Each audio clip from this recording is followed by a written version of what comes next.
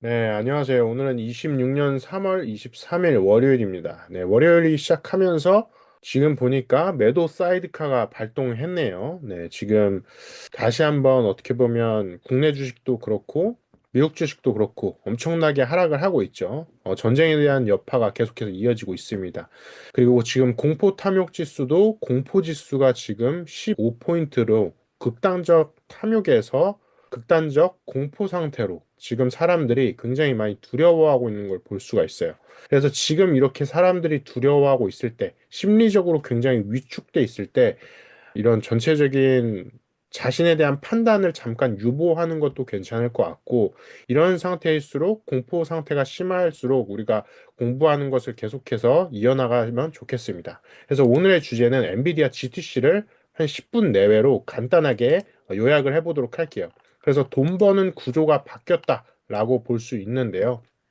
AI는 이제 GPU가 아니라 공장이다. 그래서 HBM, 뭐 전력, 네트워크, 여기에 있어서 진짜 병목은 따로 있다라고 생각을 해봤습니다. 그래서 AI 시장에서 이 GTC에서 얘기하는 것도 진짜 게임이 바뀌고 있다, 이미 바뀌었다라고 얘기를 하고 있는데 중요한 건 뭐냐? 그 AI로 돈을 벌 수 있는가라고 질문을 하는 거예요. 그래서 이러한 변화로 AI 산업의 실제 승자 구조가 완전히 바뀐다라는 거죠.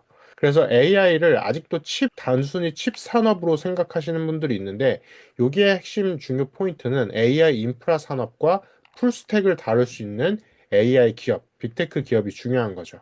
그래서 엔비디아를 생각해 봤을 때, 엔비디아는 GPU와 CPU, 그리고 네트워크, 소프트웨어, 운영체제까지 다 함께 다룰 수 있는 AI 공장 OS, 운영체제를 다루고 있는 기업이다라고 볼 수 있을 것 같은데요. 그래서 AI를 여러분들이 앞으로 생각하실 때 AI는 인프라 산업이다라고 생각을 하셔도 좋을 것 같아요.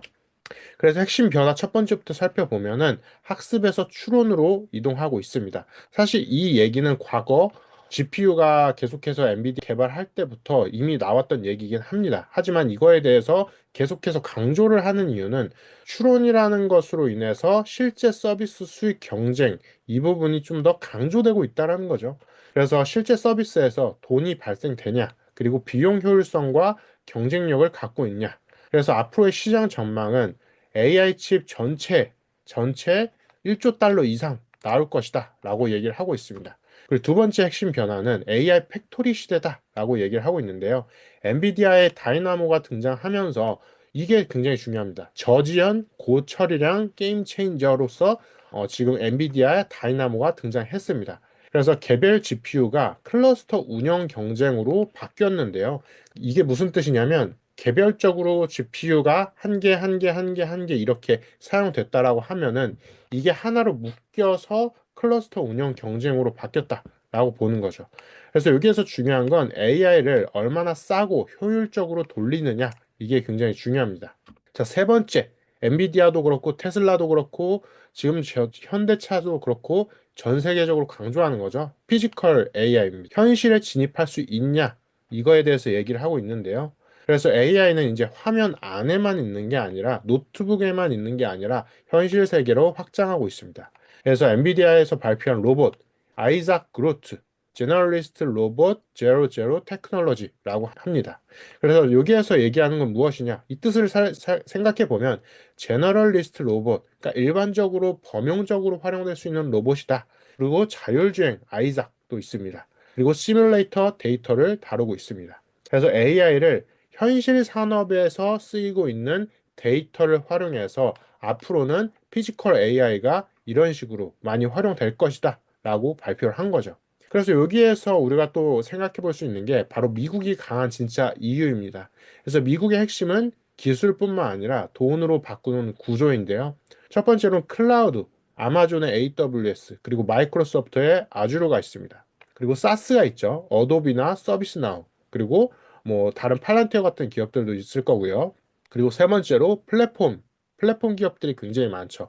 구글과 그리고 메타, 뭐 페이스북이나 인스타그램이 있겠죠. 그래서 AI가 발현금 흐름으로 연결되느냐가 굉장히 중요한 거죠. 그래서 한국의 위치를 여기에서 생각을 해보면 그럼 한국은 앞으로 어떤 거를 할 수 있냐 생각을 해보면 병목을 쥐고 있는 나라다. 그래서 한국은 의외로 긍정적인 시선이 많습니다. 어떤 부분이냐면 바로 HBM과 공급망인 거죠. 그래서 한국은 AI 두뇌, AI 소프트웨어를 만들지는 않고 있어요. 대신 혈관과 기억을 만들고 있는데 SK 하이닉스의 HBM이 현재 61%나 점유율을 차지하고 있고 삼성전자는 HBM4 추격을 하고 있습니다. 그래서 핵심은 AI가 성장하면 성장할수록 한국의 이 하드웨어적인 중요성이 계속해서 올라가는 거죠. 그래서 한국도 이 부분에 있어서 미국과 계속해서 협업을 해나갈 것으로 보입니다. 그럼에도 불구하고 한국에 리스크가 있는데요. 첫 번째로 실행력과 두 번째로 공급 안정성이 있습니다. 문제는 기술은 아닌데 어떤 게 문제냐? 실행력입니다. 수율이 중요하고 공급 안정성이 중요하고 그리고 조직적인 리스크가 있어요. 최근에 삼성전자 같은 경우에도 노조가 계속해서 파업을 진행하고 노조와 타결이 제대로 진행되지 않고 이런 어떻게 보면 합의가 진행되지 않으면서 조직적인, 그러니까 한국의 전통적인 그런 조직적인 리스크가 진행되고 있는 거죠. 그래서 삼성 같은 경우에는 기술보다 운영에서 좀 더 평가를 받고 있는 구조라고 보시면 됩니다. 그래서 회사가 잘 굴러가야지, 그러니까 기술은 잘 되고 있는데 회사 자체가 잘 굴러가는 게 중요한 거죠. 그래서 여기에서 시장의 진짜 의심을 생각을 해보면 이 돈이 AI 카펙스 지금 뭐 6천억 달러 얘기하고 있는데 진짜로 회수가 가능하냐? 이거에 대한 의심은 매일매일 진행되고 있습니다. 그래서 빅테크의 카펙스에 대한 급증, 그리고 AI 투자에 대한 지속 가능성이 의심되고 있는 거죠. 그래서 이번 GTC의 핵심을 요약해보면 효율성을 증명했다. 그리고 앞으로도 효율성을 증명해 나갈 것이다. 그걸 통해서 밸류에이션 평가, 너무 고평가가 아니라 적당한 평가를 받을 수 있는 형태로 엔비디아도 그렇고 다른 빅테크들도 발표를 해나갈 것으로 보입니다. 그래서 승부는 여기서 갈리는데요. 바로 비용과 효율 병목입니다. 핵심 결론을 요약해보면 미국 같은 경우에는 플랫폼과 수익화가 중요하고 한국은 인프라와 병목을 어떻게 해결해 나갈 것이냐, 운영을 어떻게 해결해 나갈 것이냐가 중요합니다. 그래서 결국에는 누가 AI를 더 싸게 굴리냐.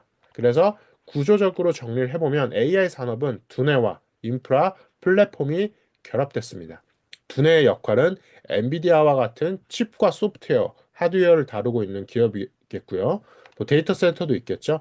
그리고 인프라 같은 경우에는 SK 하이닉스, 뭐 삼성, TSMC가 있습니다. 그리고 플랫폼 같은 경우에는 마이크로소프트나 아마존 같은 기업들이 주요적으로 지금 현재 미국에서 선점을 하고 있죠. 그래서 추가적으로 핵심 기업 5개를 생각을 해보면 브로드컴, AI, 개별적인 칩을 다루고 있죠. 엔비디아의 대체에 대해서 브로드컴이 많이 언급을 되고 있죠. 하지만 아직은 약간 부족한 상태입니다. 그리고 아리스타 네트워크, 데이터 센터 네트워크, 그러니까 네트워크에 대한 병목을 해결해 나갈 것으로 아리스타 네트워크가 많이 언급은 되고 있습니다. 그리고 TSMC, 첨단 파운드리를 다루고 있는데 AI 생산의 핵심적인 역할인 거죠. 그리고 오라클입니다. 오라클 최근에 많이 하락했죠. 그래서 오라클도 조금 앞으로도 좀 지켜봐야 될 것 같아요. AI 클라우드를 다루고 있는데 후발적인 성장을 도모할 것으로 보입니다. 그리고 서비스나우가 있습니다. AI SaaS를 다루고 있고요. 수익화 구조가 꽤 탄탄한데 서비스나우도 최근에 급상승했다가 하락을 계속해서 하고 있죠. 그래서 서비스나우 같은 사스 기업들, AI 사스 기업들도 계속해서 지켜봐야 될 것 같아요. 그래서 오늘 이 GTC에 대한 내용을 간단하게 우리가 함께 살펴봤고요. GTC가 끝난 이후에도 계속해서 엔비디아뿐만 아니라 미국에 대한 사건들에 대해서도 우리가 계속해서 지켜봐야 될 것 같아요. 그리고 최근에 이 전쟁에 대한 이슈가 아직 끝나지 않았기 때문에 지금같이 공포지수가 심할 때는 다시 한번 내 포트폴리오를 살펴보면서 정리해 나가는 시간을 가져보심을 추천드리겠습니다. 지금 어떻게 보면 너무 과하게 판단을 하면서 매수를 하기보다도 내가 이제까지 한 판단이 어느 정도 합리적인지 다시 한번 점검해 보는 시간을 가지시면 좋겠습니다. 오늘은 여기까지 해서 GTC에 대해서 간단하게 살펴봤고요. 다음 시간에도 또 재밌는 얘기로 함께 얘기를 나눠보도록 하겠습니다. 감사합니다.